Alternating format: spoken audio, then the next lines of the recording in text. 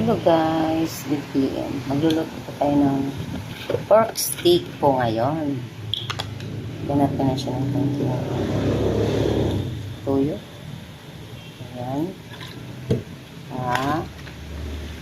Konting oyster sauce. Siya. Ilagay na po natin ang lemon juice natin. And then, haluin. Ayan, ilagyan po natin siya ng 1/2 teaspoon na pamintang durog.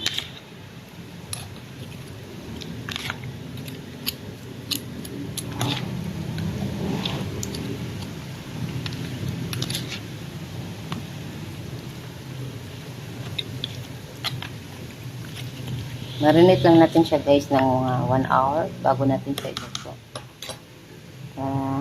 Ma-absorb yung timpla niya. Ito na po ang sibuyas natin. Hiwain na natin. Ayan, nahiwa na po ang ano natin. Sibuyas guys.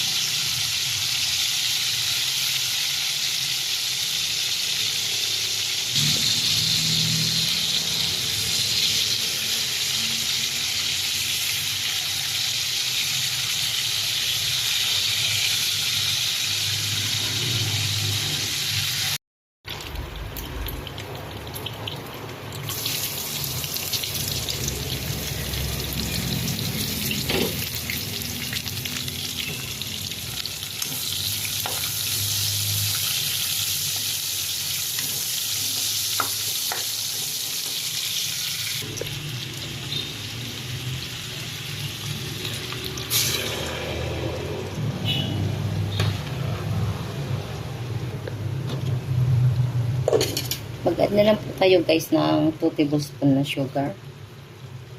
Ayan. Okay.